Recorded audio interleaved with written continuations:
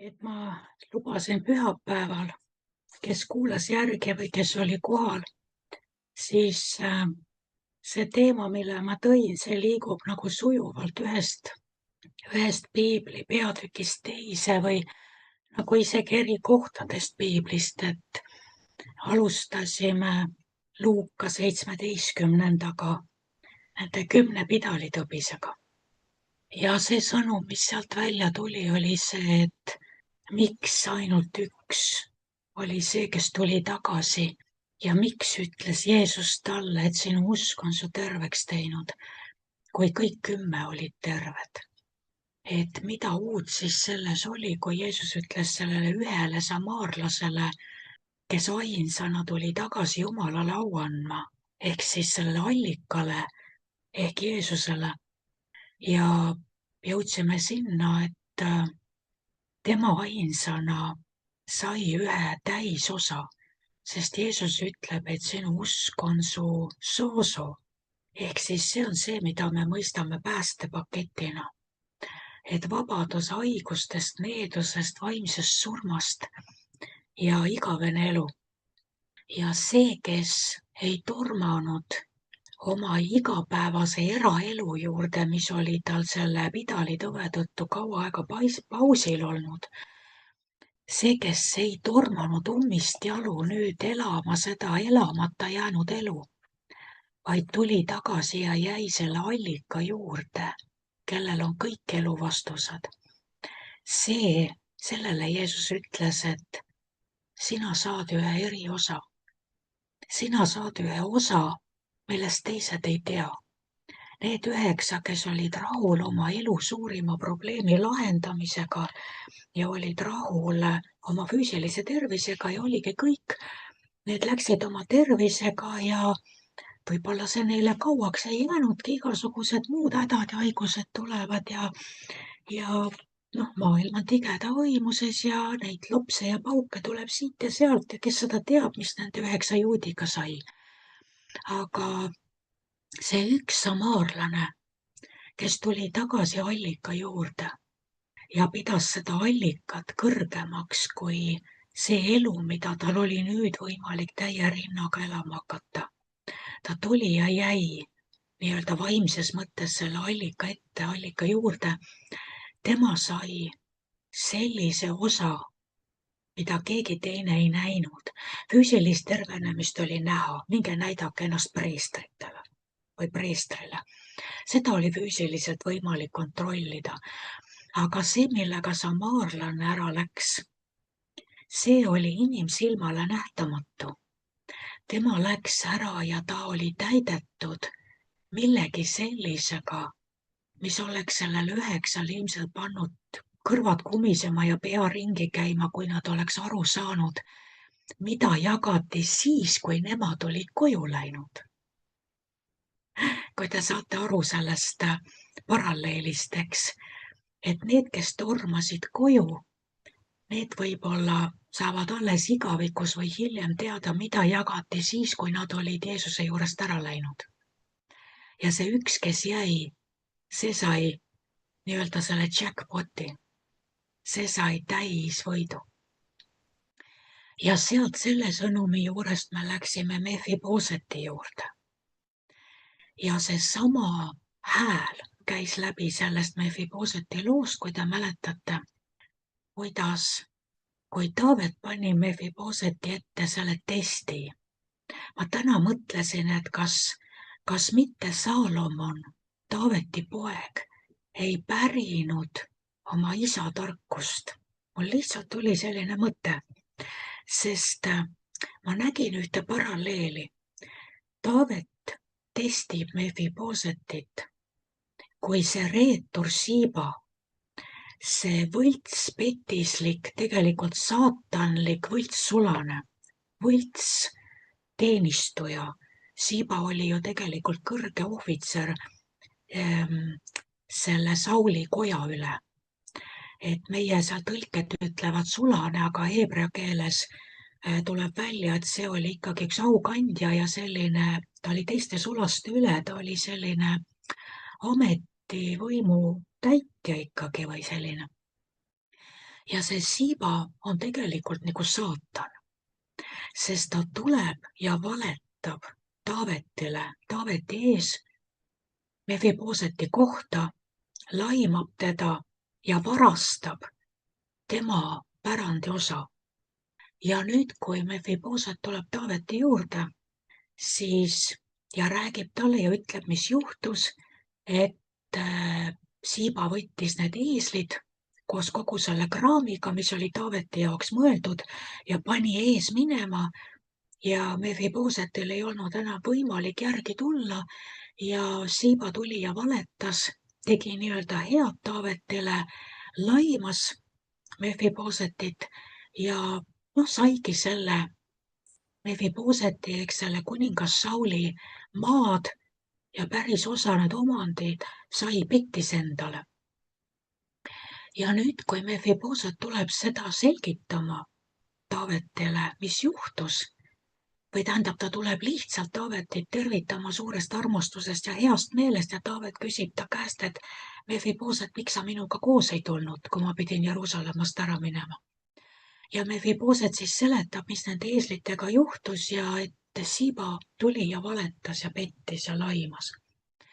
Ja nüüd Taavet ütleb, jaga Siibaga kahe peale see maa, tee pooleks. Mõelge nüüd, mul hakkas see kuidagi assotsieeruma Saalomoniga, kes, kui ta ei teadnud või ühesõnaga, kui oli küsimus, et kumb saab selle elusa lapse, kumb naistest. Mäletate Saalomonlikku tarkust?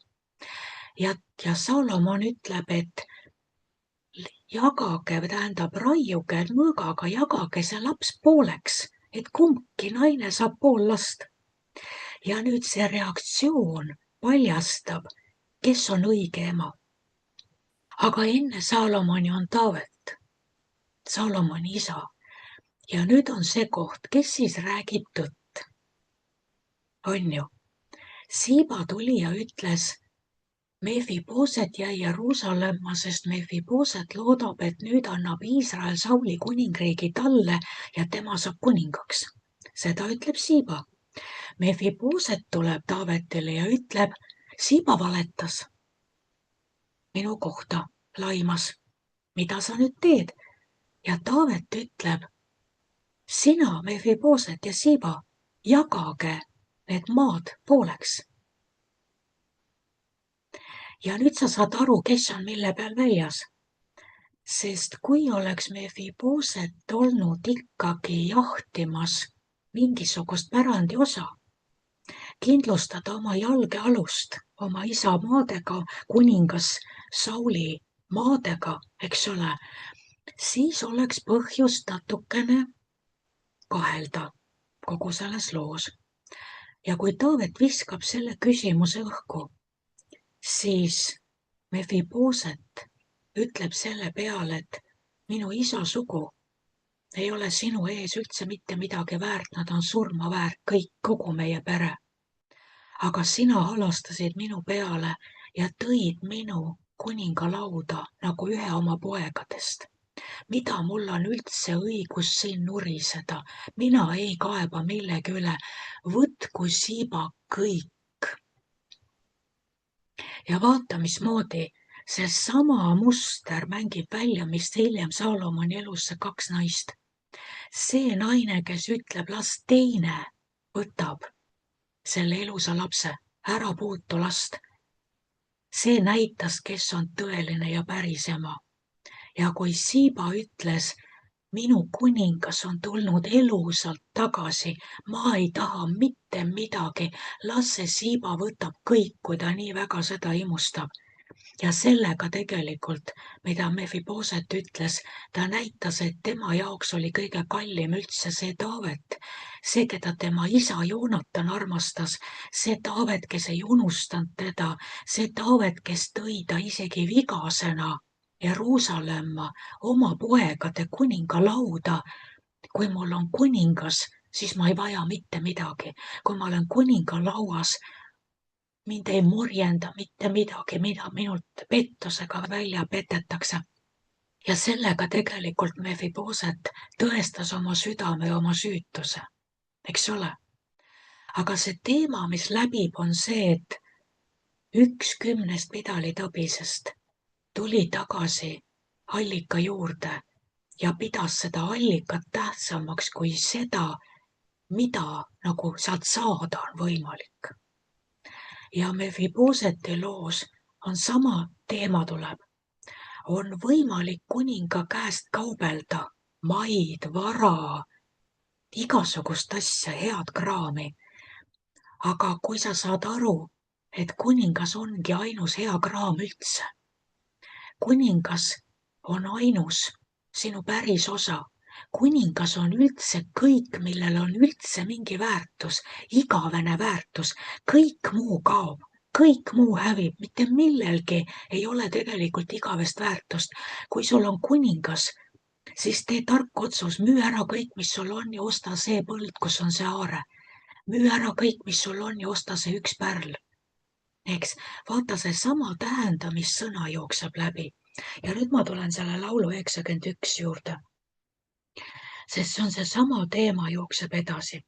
Ja ma tean, paljud on selle laulu 91 omale pähe õppinud ja see on ülivõimas laul, mille kaudu Jumal räägib. Ja minul on ta rääkinud unenägudes läbi selle laulu. Ja ühesõnaga see laul on saanud minu elus tõeks isegi läbi unenäo. Ja me kõik teame seda ja enamasti me oskame seda esimest poolt. Aga ma ei tea, kui palju me pöörame tähelepanu viimastele salmidele. Ja laul 91, 14, 15 ja 16. Ja siin on nüüd kõneleja muutub. Sest vaata, laul algab just nagu kas siis Taavet või kes see psalmist on, kes jutustab sellest, kes elab kõige väelise varju all ja mida Jumal, issand, tema elus teeb. Aga vaata, 14. salmis hakkab Jumal ise rääkima. Ja nüüd lülitub sisse see prohvetlik kõne. Esimene pool on keegi, kes siis valab välja selle nägemuse prohvetlikult, mida ta kogeb ja näeb, mida Jumal teeb sellele, kes paneb Jumala kõige esikohale. Aga nüüd 14. salmis hakkab Jumal ise selgitama. Ja vaata, mis ta ütleb. Ja mina lugesin seda ühes teises tõlkes inglise keeles. Ja see muutus nii huvitavaks minu jaoks, et ma hakkasin võrdlema eestikeelse tõlkega ja läksin siis ka otsapidi heebrea keelde nende algtekstide juurde, et saada kogu see sisu siit kätte. Ja siin ütleb Jumal nõnda, eesti keeles ütleb, et ta minusse on kiindunud, siis ma päästan tema. Ja ma hakkan siit nüüd rida haaval võtma. Inglise keeles mul on see New American Standard Bible. Ja ta ütleb, because he has loved me. See on väga võimas. Ja because he has loved me, sellepärast, et ta on mind armastanud. Ja eesti keeles on ka väga hea tõlge, et ta minusse on kiindunud. See on väga hästi öeldud. Ma vaatasin, mis ütleb heebrea keeles. Siin on kasutatud sõna, minust oli see ühes teises ingliskeelses tõlkes ka, sellepärast, et he has set his love minu peale. Ta on kindlalt, fokusseeritult, vaata see set, see sõna, see on miski asi, mis on ühemõtteliselt, lõplikult, otsustavalt ja kõikumatult paigale pandud. See on paika seatud ja seda ei muudeta. Because he has set his love upon me. Set, see on nii, et Jumal on näinud, et ta on lõplikult oma südames ära otsustanud. Ükskõik, mis juhtub, mina oma armastuse objekti, mina oma suunda ei muuda. Sest vaadake, kui palju on, kuhu me võime oma armastuse panna. Me võime oma armastuse prioriteedi panna oma pere peale, oma kallima peale, oma laste peale, rooside peale, ma ei tea, oma võitud ameti peale, oma talendi peale, oma kodu peale, oma aia peale. Ma ei tea, mille peale sa võid panna, mingi unistuse peale. sa võid panna esimeses järjekorras oma armastuse nii-öelda paika millegi muu peale kui Jumala peale. Jumal võib olla teisel või kolmandal kohal, kui üks selline, see 112 või mis see hädatelefon on. On ju, kui häda käes, siis mul tuleb meelde, et kuidas rootslased õpetavad lastele lasteaias, et voo, tee kanjas loo. Lapsed peavad kordama 112, seda ma oskan valida telefonilt, et voo, tee kanjas loo. Ja siis lapsed teavad, et kui midagi juhtub, siis on et voo 112 tuleb valida, eks. Nii et Jumal võib muutuda selleks 112 või 911, aga Jumal ütleb siin ise selle mehe kohta, kellest siin eespool juttu on, kuna ta on pannud paika oma armastuse minu peale ühemõtteliselt ja ainult minu peale, kõikumatult, siis therefore I will deliver him. Selle tõttu, seepärast ma vabastan ta. Deliver kui vabastama. Ja ma vaatan eesti keeles on ma päästan tema ja sinna võib väga palju asju alla lugeda selle päästmise alla. Päästetakse mingist olukorrast, aga päästetakse ka põrgust, päästetakse igavesse ellu, päästetakse hädast, ja inglise keeles, tähendab heebrea keeles oli see sõna deliver, oli põhjustan tema põgenemise. To escape. Ma avan temale alati väljapääsutee. Vaadake, kui põnev. Ma avan talle alati põgenemise tee. Kui on mingisugune ohtlik olukord, sisse piiratud olukord, siis Jumal ütleb, kuna tema armastus on ühemõtteliselt ja lõplikult paika pandud minu peale, mina olen alati tema põgenemistee garantii. Ja siin tuleb meelde siin Peetrus näiteks vanglas, mäletate, magas kahe valvuri vahel. Kuna ta oli oma armastuse lõplikult pannud paika Jeesuse peale, mis juhtus? Ingel tuli ja mis seal olid, ahelad langesid ja ta jalutas sealt vanglast välja ja 16 meest hukati tema tõttu, et ta sealt välja jalutas. Sest ühes kohas Jumal ütleb piiblis, et ta mu silmis on kallis ja auline ja et ma teda armastan, siis ma annan tema pärast inimesi ja tema hinge eest rahvaid. Ja ongi selline kirjakoht, siis ma annan tema eest inimesi ja tema hinge eest rahvaid. Ja vaadake, Peetruse loos tuleb see välja. Ta on lootusetult vangis ja ahelates, magab seal ahelate vahel, eks. Ingel tuleb, ajab ta üles, ahelad langevad maha, ta jalutab vanglast välja ja seal on 4 neljamehelist salka, kes valvavad. Ja nad kõik hukatakse Peetruse pärast ja Jumal ei kõhkle ohverdamast neid 16 meest, et ühte Peetrust päästa. Ja vaat siin on see, et kuna ta on oma armastuse lõplikult paika pannud, siis ma põhjustan tema põgenemise. Mis tahes väljapääsmatus olukorras, kui sina oled see, kellest Jumal räägib, sul on alati väljapääsutee, ta ütleb, et tal on surmastki väljapääsutee. Eks ole? Nii. Nüüd ta ütleb järgmine. I will set him securely on high. Ma panen ta turvaliselt kõrgesse kohta. Eesti keeles on, ma ülendan tema. Ülendamine on ka väga tore, aga kui sa võtad nagu detailselt selle lahti, siis ta ütleb, mina sean tema turvaliselt kõrgesse paika. Ja heebreakeelne sõna selle turvalisuse koha peal ütleb ka inaccessibly. Ma panen ta ligipääsmatult kõrgele. Kas see ei ole huvitav? Kas sa kujutad ette, kui Jumal tõstab su mingisugusest olukorrast ülesse ja ta tagab sulle sellise ingelliku kaitse, et sa oled ligipääsmatult kõrgel. Ligipääsmatult, inaccessible tähendab sinu juurde mitte keegi ei tungi läbi, ei pääse. Nagu see on nii võimas. Because he has known my name. Ja eesti keeles ütleb, sest ta tunneb minu nime. Nii, ja nüüd me mõtleme, miks Jumal seda kõike teeb, sellepärast et see mees või see inimene tunneb tema nime. No mis nime? Jumalal on 60-70 nime. See, mida kutsutakse Jehovaks, see isegi ei ole nimi. Eks see oli lihtsalt midagi, mida Jumal ütles Moosesele, mis põhimõtteliselt tähendas seda, et kuidas iganes mina otsustan ennast sinu kaudu ilmutada, selle kaudu saab Vaarao aru, kes temaga kõneleb, kes temaga tegeleb.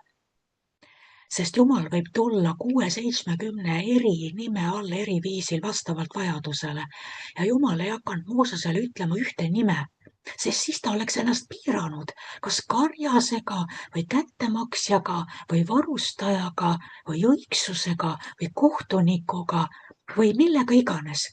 Aga ta ei andnud oma nime, vaid ta ütles Esher, Esher, olen, kes olen. Tähendab, kuidas iganes mina valin ennast sinu kaudu ilmutada, ära sina üldse muretse, ma garanteerin sulle, et kui mina sinu kaudu ennast ilmutan, Mooses, Vaarao saab aru, kes temaga tegemist teeb. Nii et see Jahve või Jehova ei ole isegi nimi. Aga siin ütleb, because he has known my name, sellepärast, et ta tunneb minu nime. Ja nüüd, kui sa vaatad, mida tähendab nimi, siis nimi tähendab au. Ta tunneb minu au. Ta tunneb, tal on aukartus minu au ees. Nimi tähendab autoriteeti, meelevalda. Ta tunneb minu autoriteeti, ta tunneb minu meelevalda. Vaata, kui palju see nimi läheb sügavamaks praegu, eks ole? Ta tunneb minu nime, ta tunneb kõike, mida minu nimi kannab ja tähendab. Ta tunneb minu au, ta tunneb minu autoriteeti, mu meelevalda. Nimi tähendab karakterit. Kui sa ütled, vaata mõne inimese nime, sa ütled Juudas. Mida sa kohe selle peale mõtled? Juudas. Karakter. Reetur, eks ole? Äraandja. Nimi tähendab karakterit. Jumal ütleb, ta tunneb minu karakterit. Ta tunneb, mis on, näiteks me ütleme ema Theresa või ütleme Florence Nightingale. Me ütleme nime, ütle mõni hea ilus nimi. Sinna taha tuleb karakter, eks ole, iseloom.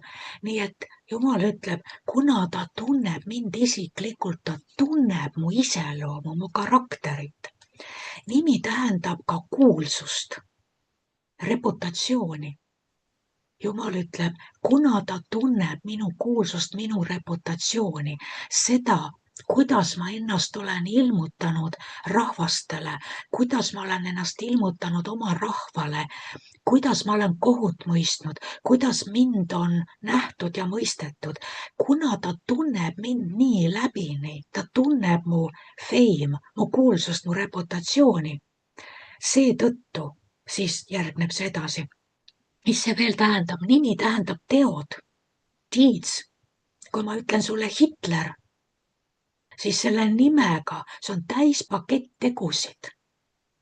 Kui ma ütlen, kui see inimene siin tunneb Jumala nime, siis sellega käivad kaasas kõik Jumala teod. Jumal ütleb, kuna ta tunneb minu nime ja tegusid, mida mu nimi kannab või mis mu nime taga on, ta tunneb mu tegusid. Ja vaata, nüüd, kui see kõik kokku panna, ma asetan ta ligipääsmatusse kõrgusesse, sest ta tunneb minu nime. Aga vaata, kui palju, seal ei ole ainult, et sa tunned Jumala nime, seal on siis au, seal on meelevald, seal on karakter, seal on kuulsus, seal on teod. Seal on kõik see, mis selle nime taga on, mida see inimene tunneb. Ja sel juhul, kui sa tunned teda sellisel viisil, oled sa kandidaat, et Jumal tõstab sind ligipääsmatusse kõrgusesse, kui sind on vaja kuskilt põgenema aidata. Sulle ei saa keegi ligi. Eelia, mäletate, oli Geasiga seal mäe peal ja kui tulid need Süüria väehulgad või tulid kinni võtma Eeliat, mäletate? Ja Geasi oli väga närvis, et mis nüüd saab. Ja Eelia palus Jumalat, et tee poisi silmad lahti, et ta näeks. Eelia teadis, ta oli kõik pannud ainult Jumalale. Ta oli kogu oma elu ühemõtteliselt oli ainult Jumal. Ja ta teadis, kui ta on selles olukorras seal ja tundub teistele väljapääsmatu olukord. Eelia teadis, et ta on ligipääsmatus kõrguses. Mitte keegi ei saa talle ligi, sest seal on inglite sõjaväe hulk tema ümber. Tuli tuleb taevast ja sööb need, kes tahavad teda kinni võtta. Eelia teadis, et ta on ligipääsmatus kõrguses, kuna ta tundis Jumalat sügavuti läbini ja ta oli kõik oma panused pannud ainult ühele kaardile, ainult Jumalale. Ta ei jaganud oma lojaalsust, et natuke siia, natuke sinna ja selline nagu eesel mitme heinakuhja vahel, eks ole, et ma armastan seda, aga ma armastan Jumalat ka. Ei, ainult üks, ta on paika pannud oma armastuse Jumala peale. Nüüd 15. salm ütleb, ta hüüab mind appi. Sellega oli ka huvitav. Inglise keeles on ka sama. He will call upon me and I will answer him. Ma vaatasin heebrea keeles call upon tähendab ka kuulutama, proclaim. Seesama sõna, millega me kuulutame evangeeliumi. Mitte ainult hüüab appi, vaid ta ütleb, tema kuulutab mind ja ma vastan talle. Ja see on ju palju põnevam. Mitte lihtsalt, et ma olen hädas, ma hüüan appi ja siis Jumal vastab mulle, kui ma hüüan appi, vaid he will proclaim me. Ta kuulutab mind ja mina vastan talle. Vaata, kui me kuulutame temast, kui me kuulutame tema tegusid, kui me kuulutame, et Jeesus võib su päästa, Jeesus võib su terveks teha, Jeesus võib sind vabastada kurjadest vaimudest, haigustest, needusest, me kuulutame teda. Kui meie armastus on ühemõtteliselt tema peale pandud ja me kuulutame teda, Jumal vastab meile. Seega see, mida me kuulutame, see sünnib. Näed sa seda? See on niimoodi nagu, kas oli kas Luuka evangeeliumi või ühe evangeeliumi lõpus, kus ütleb, et ja issand töötas ühes nendega ja kinnitas sõna tunnustähtedega, mis pärast seda järgnesid. Miks? Sest jüngrid olid kõik, kogu oma tulevikku, kõik pannud ainult Jeesuse peale. Jätnud oma võrgud, jätnud oma ametid, nad järgisid ainult teda. Ja nüüd, kui nad läksid ja kuulutasid teda, siis issand töötas ühes nendega ja kinnitas tunnustähtedega, mis pärast seda järgnesid. Ja vot siin on see kirjas, 14 ja 15 salm. Tema kuulutab mind ja ma vastan talle. See, kelle süda on niimoodi asetatud Kristusesse, nagu sinu ainus pank üldse on Kristus ja mitte midagi muud ei konkureeri selle armastusega. Ja edasi ütleb 15. salm, ma olen ta juures, kui ta on kitsikuses. I will be with him in trouble. Kitsikus on väga hea sõna ja trouble on häda, eks ole. Ma olen tema juures, kui ta on hädas. Ja ma vaatasin, heebrea keeles oli ka antud vaste distress. Distress on selline, see ei ole lihtsalt mingi häda, et natuke plindris või natuke kimbatuses, aga distress on väga raske selline surve. Kitsikus on päris hea sõna. Kitsikus ja ütleme, distress on selline tohutu ahistus, hingeahistus, kui sa oled ahistavas olukorras, sellise väga raske surve all. Jumal ütleb, ma olen selle surve sees temaga.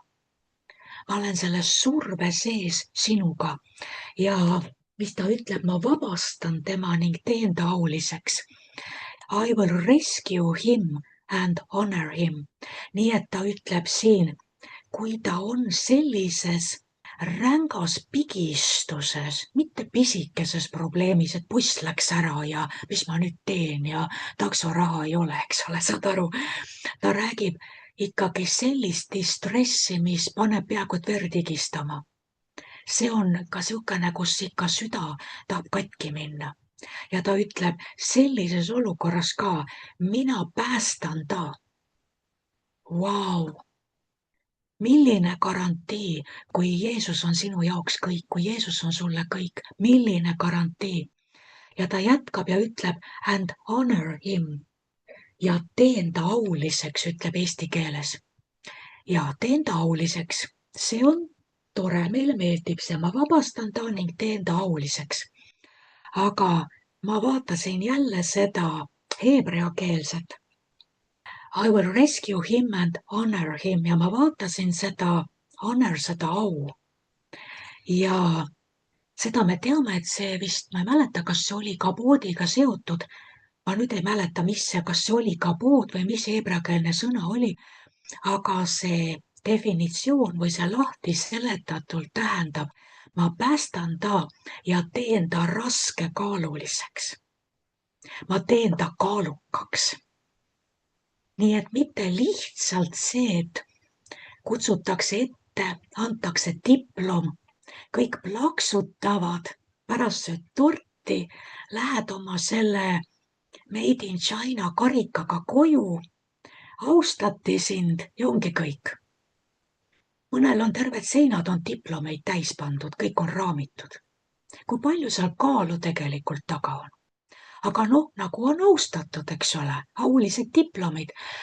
Aga Jumal ei räägi sellisest, et ma austan teda või teen ta auliseks kuidagi selliselt pinnapealselt. Ta ütleb, mina põhjustan selle, et ma teen ta kaalukaks, raskekaaluliseks. Ütle, kumma sa valid, kas seda, et sulle korraks kõik plaksutavad, kui sa saad aru sellest võrdlusest, et korra austatakse. Või kui Jumal ütleb, ma teen su raskekaallaseks, ma teen su kaalukaks, ma teen sinu selliseks nagu Hiob. Kui sina ütled linna väravas sõna, siis kõik kuulavad. Kui sina räägid, siis seda kirjutatakse üles ja pannakse tähele. Ma teen sinu sõna nii kaalukaks, mõni teine kergekaallane võib öelda sama asja ja mitte keegi ei tee väljagi. Miks? Sest sellel sõnal ei ole kaalukust taga. Seda ütles keegi, kellel ei ole kaalu. Võib-olla oli huvitav mõte. Aga kui sina oma kaalukuses ütled sama asja, siis järsku kõik ütlevad, vau, vot see oli alles hästi öeldud. Teine võib-olla kõrval mõtleb, see asja, ma olen kogu aeg seda öelnud, keegi ei ole mingit vau öelnud. Aga vaata, kui sinu isiklikus elus on see kaal taga ja Jumal on näinud, kui ühemõtteliselt, radikaalselt ja kompromissitult oled sina pannud oma kompassi paika tema peale, sa oled selle kinni keevitanud ja sa ei muuda seda, siis Jumal lisab sulle kaalu, et kui sina midagi ütled, siis seda kuulatakse. Ta annab sulle kaalukuse, ta annab sulle kaalukuse oma töö juures, ta annab sulle kaalukuse oma tänavas, ta annab kaalukuse kogukonnas, ta annab kaalukuse koguduslikul maastikul. Aga keegi ei tea, kus kohas see kaal tuleb, sest vaata, see kõik on toimunud sinu ja tema vahel. Siis, kui keegi teine ei näe. Eks? Nii, ja viimane salm ütleb, pika eaga ma täidan tema ja annan temale näha oma päästet. Vaat siin on see sõna pääste nüüd päris, salvation inglise keeles. Ma rahuldan, with a long life I will satisfy him. Mitte lihtsalt, et pika eaga ma täidan tema. Seda isegi päris eesti keeles, kuidas sa täidad pika eaga, täidad, kuidas sa täidad anuma, pika eaga täidad, nagu hästi ei saa aru. Aga sa saad aru sellest siis, kui vaatad ingliskeelset, kus ütleb, et pika eaga ma rahuldan ta. Mis tähendab seda, et sa ei lähe enne siit kuskile, kui sa ütled, ma olen nüüd rahul. Ma olen rahul, ma olen valmis. ma olen valmis koju tulema, ma olen oma võidujooksul lõpetanud, ma olen oma ülesanded täitnud, mu süda on rahul, ma tean, mis sa oled teinud, ma tean, mida, võib-olla ma oleks suutnud rohkem, aga ma olen rahul, issand, sa võid mu nüüd koju kutsuda. Ja ta ütleb, ma rahuldan ta pika eaga. And let him see my salvation. Nüüd on huvitav, inglise keeles ütleb, ma annan talle näha my salvation, oma päästet, aga vaata, Jeesus on päästja. Ja siin ütleb Jumal, Isa, mina annan talle näha oma päästet, kes on Kristus Jeesus. Nii et pika eaga ta rahuldab su, aga ta garanteerib sulle, kui sa oled pannud oma armastuse lõplikult ja jäädavalt tema peale, siis tema tõotus on see, kui sa oled valmis oma tööga, oma ülesandega siin maa peal, ma lasen sul näha minu päästjat, seda päästet, ma lasen sul näha Kristust Jeesust silmast silma, palgest palgesse. Kas ei ole kõige võimsam garantii see, et mulle on tõotatud, kui ma ei vingerda, kui ma ei tuterda ühest kraavist teise, vaid ma olen otsustanud, et minu jalgrada on ka läbi sõna. Ma järgin teda, ma kannan oma risti, kui vaja.